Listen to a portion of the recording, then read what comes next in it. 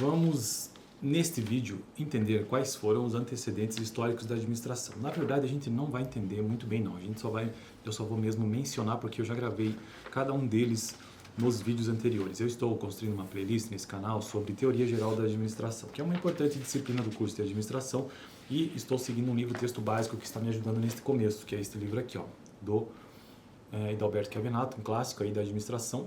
Então, Introdução à Teoria Geral da Administração. Deixa eu só desligar meu celular aqui. Este capítulo é o 2, né? Antecedentes históricos da administração. E ele começa tratando sobre a influência dos filósofos,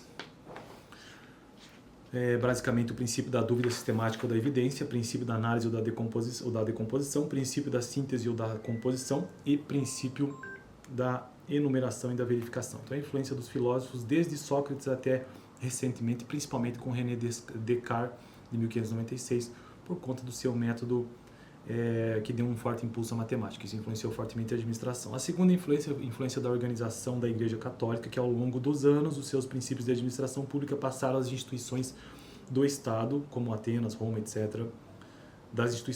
Passaram das instituições dos Estados, ou seja, de Atenas, Roma, etc., para as instituições... Vamos reler esse texto aqui.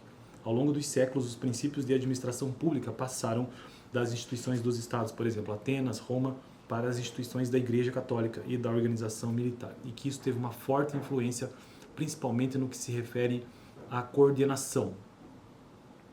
Então, este foi a principal influência, né, de como coordenar ou então ter uma hierarquia de autoridade. A terceira influência foi a influência da organização militar, principalmente com relação também à hierarquia. A organização linear originou-se da organização militar dos exércitos de época medieval. Então, essa ideia de cadeia de comando, né, unidade de comando e núcleo de organização também foi muito influente.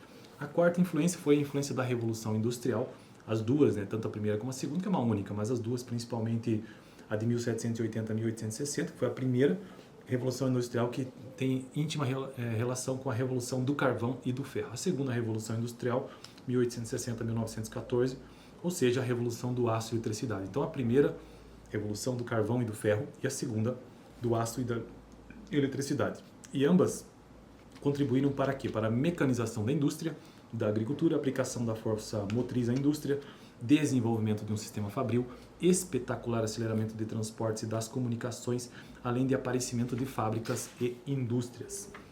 Então, esta foi a influência da Revolução Industrial, a influência dos filósofos, a influência da organização da Igreja Católica, a influência da organização militar, a influência da Revolução Industrial.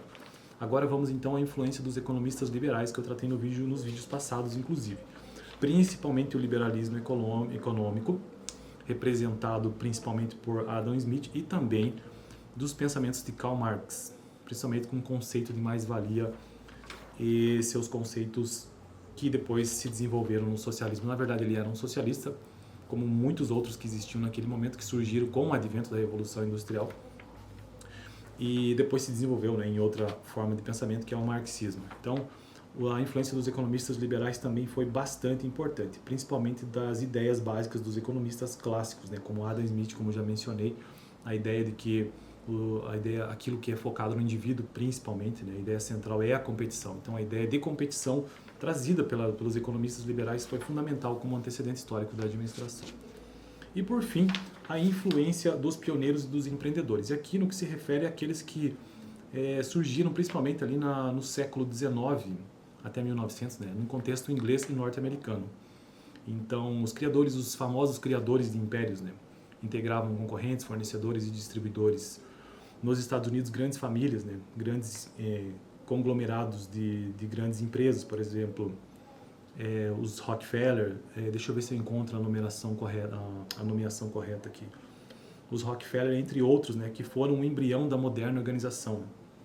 Então, essa ideia da criação de holding, entre outras formas de organização, foi com certeza um antecedente histórico muito importante na administração. Então, a influência dos pioneiros e dos empreendedores. O século XIX assistiu um monumental desfile de inovações e mudanças no cenário empresarial.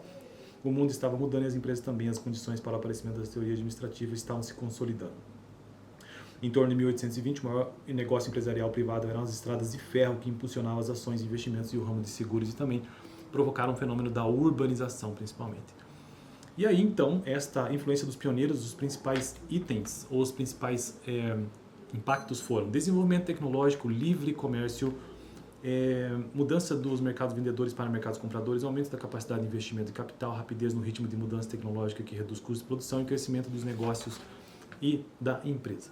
Então, de modo geral, este capítulo tratou sobre isso. Ele finaliza o capítulo mencionando naquele momento, né, que este livro aqui é de 2014, as empresas que tinham a melhor reputação internacional. E aí eu já mencionei isso em outro vídeo, principalmente quanto à qualidade geral da administração, qualidade dos produtos e serviços, criatividade e inovação, entre outros itens. No próximo vídeo eu quero finalizar esse capítulo mencionando todo o glossário dele, porque eu acho muito importante entendermos essas definições.